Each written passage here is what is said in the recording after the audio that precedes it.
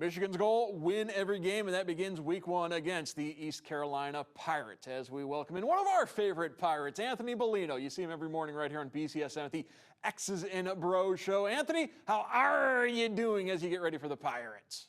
Very interesting you bring this up, Mark. I didn't know if you actually knew this, but I love Pirates. So I must ask you this question to begin the show tonight. What is a Pirate's favorite letter? R? You think it's the R, but it's really the C, huh? Come on. How about that? The studio audience, round of applause. It's great to be back with you. Excited about another college football season, sharing it with you and our friends over at BCSN. All right, high expectations for this Michigan Wolverines team. Completely understandably why, coming off back-to-back Big Ten championships, back-to-back appearances in the college football playoff. From what you've seen in this offseason, have they done enough to get over that hump and get to the national championship game and to win the first national championship since sharing a title in 1997? You had to put that share in there. You couldn't just call us national champions. Us, obviously, because I played with the team. Me, Charles, Brian Greasy, we're all very close.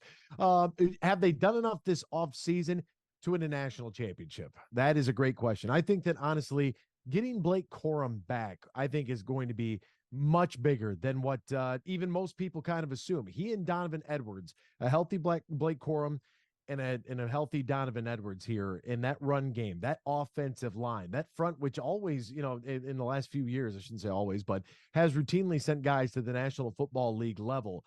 They don't necessarily rebuild up front. They're reloading up front. I think that is very much important. We saw how important it's been the last couple of years. If you can dominate the line of scrimmage, you can win just about any game on your schedule. But I really think that for this team, obviously, with Jim Harbaugh not being available for the first 3 games, serving that self-imposed suspension from Michigan, I think that this is more or less, honestly, 1 week at a time. I hate the coach speak. You got to get through East Carolina first, and you got to go out there and put on a performance. And I think that, honestly, this might give this program a little bit of juice for some of these non-conference games. I hate calling them preseason games because you slip up against one of these teams and that's it. That's your season. There's no coming back from this. So it's not preseason. The non-conference schedule of East Carolina, UNLV, Bowling Green, you got to take care of business. And without Jim Harbaugh there, it almost kind of hyper focuses the team on each week. So I'm very much looking forward to seeing how this team, JJ McCarthy, another year, full starter, Cornelius Johnson returning, like they've got the weapons that are going to be necessary in order to run the ball effectively, which we know they want to do. They've got some threats on the outside that I think Darius Clemens, obviously Roman Wilson, guys like that are going to be very, very important. And then I want to highlight, Colson Loveland as well. The tight end wearing number 18 really came on strong last year. Schoonmaker, obviously big touchdown this past weekend with the Dallas Cowboys. He has moved on to the professional ranks.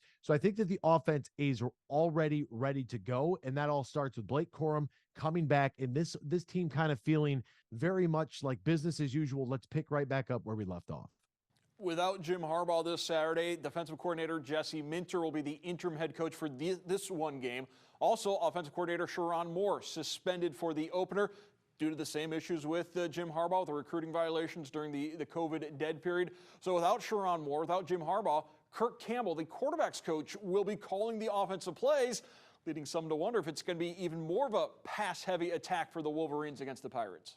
Oh, you and me both. Let's see. Let's see. And the thing about it is they'll want to establish the run first. I don't think that anybody on that coaching staff wants to come out here with a game plan that they haven't already talked about. I think that, Mark, you had mentioned this to me before we came on is the 6 days prior to the ball game, being the most important. They know what they want to do against East Carolina. Establish the run early, open up some passing options, and then hopefully, this is a game where, a bulk of your first team, both on the offensive and defensive side of the ball, can get off the field relatively early, right? You might have an opportunity to try to build a lead early and maybe work on a couple of things that you want to see. Don't want to put too much out there on tape, but it all starts with running the football. Everybody knows that they want to, but I am very intrigued to see, quarterback coach in there, maybe 1 or 2 more snaps, maybe a couple more deep shots down the field as, all eyes are on JJ McCarthy. I know Caleb Williams looked really good in week 0 against San Jose State. That Trojan defense from USC, not so much. But JJ McCarthy is going to be one of those names floating around where people want to know, what this guy has in store for the upcoming season and if he is a legitimate contender for the most prestigious award in college football, which would be the Heisman. It's his junior year. Why don't we open up the offense a little bit? Why not? That's all the fans want to see anyway, so let's give it to him. And that's an interesting point because Jim Harbaugh talked about that on Monday, that his wife was asked, oh, what are you going to do with this 3-week vacation? It is not a 3-week vacation. Harbaugh is going to be very much part of the team Sunday through Friday. Only on game days is the suspension. So he's going to be very much with the game prep, the game planning. It's very much still going to be the Jim Harbaugh team. On Saturdays, one of the assistants will be pushing the buttons, though. Yeah, I would love to have a camera inside wherever Coach Harbaugh is going to watch this game, because he is going to be chomping at the bit. I would love to be able to sit down in that room with him and just listen to him. Whatever he sees, whatever he's saying. I love the fact that he gave his dad an assistant coaching role. I think that's a fabulous job. Really, making sure there's a Harbaugh out there. His son Jay, obviously on the staff, he's going to get a half to be able to be a head coach a little bit later on. So I think that'll be a lot of fun as well. There will definitely be the Harbaugh trademarks, but this is definitely not a vacation. Nobody's having any time off. Like I said, if anything, they're going to be more hyper focused and hyper vigilant on the task at hand, because they definitely want to win this one for their ball coach. And speaking of the Harbaugh family, Jim mentioned some of the games that he's suspended for might line up with his young son Jack's games. So maybe he'll go watch his son Jack play football. I can only imagine him stomping up those sidelines, trying to update on the phone, trying to keep an eye on what's going on with the Wolverines as he's watching Jack play. And his father, Jack, he said, yeah, he's my best friend. He's my dad. Whatever he tells me to do, I do it. It works out pretty well for me. So the Harbaugh imprint on this Michigan program is certainly going to continue to be there.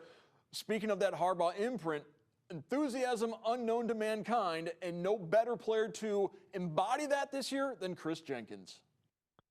Yeah, I mean, look, this young man, like he is a ball player. Yeah, he is. There are some guys on this team that I think when you talk about the buy-in level from Coach Harbaugh and what he wants out of his club, these guys know the task at hand, right? They've been there now before. When you get Chris Jenkins and he's mixing it up with like guys like Junior Colson, Michael Barrett, like these guys are ready to go. Like they want to be able to now prove, because I compare it a lot to golf, right? You got to be able to break 100 before you can break 90. Once you break 90, you want to be able to break 80. Well, they've been able to win a couple of Big Ten titles. They've been able to get to the college football playoff, but now what they need to do is they need to be able to break par, right? And it's easier said than done. But these guys, in the way that they kind of embody what Jim Harbaugh is about, it is very much that business-like approach. And that's something that I honestly was a little bit shocked about going back to last year's college football playoff game against TCU. I thought that something was missing there. Like it's not that, I don't want to say it didn't look like they were ready to play, but there were at certain points of the game, and it's like, this is not any sort of vacation here. You're playing like everything, and it does. Everything matters every single snap. And now that I think that they've gotten over the Ohio State hump, they've won a couple of Big Ten titles, they all know what is in front of them, what lies in front of them, and they have to be able to bring that same sort of spirit. And for as much as, we look at Chris Jenkins being a senior leader, you look at, Michael Barrett, a graduate there at the linebacker position, they're really strong. In all the unit rankings from Athlon Sports, they were not ranked worse than number 2 in any specific unit. Like this is a very experienced group. Even sophomores like Will Johnson have a ton of real life game reps. They know what it takes to get there, but it all starts with these non-conference games, especially against East Carolina. You want to come out there, it really impose your will, leave no room for doubt that this is exactly what was supposed to happen. We're sorry that you had to come all the way up here and we didn't treat you very hospitable, but we need to thump you, right? And we need to not only prove that to the fans, but we need to prove it to ourselves as well. Let's go out there, take care of business, come with that kind of mentality that we're going to pound them into the ground no matter what, walk out there with a 40-plus point victory, and everybody's happy. East Carolina has been called giant killers. We'll find out on Saturday if they can slay the Wolverines, but certainly the odds makers don't think that is going to happen. I want to thank our guest, Anthony Bellino from the X's and Bros Show. Anthony, thank you so much for joining us. Mark, thank you as always. And one quick shout out to another team wearing a version of blue and gold, the Toledo Rockets, on the road in Champaign against Illinois. MAC fans, get ready for some action and get ready to hoist the Jolly Roger for the Pirate flag to go up, as the Mid-American Conference will win that game against the Fighting Illini on Saturday as well. Thank you as always, my friend.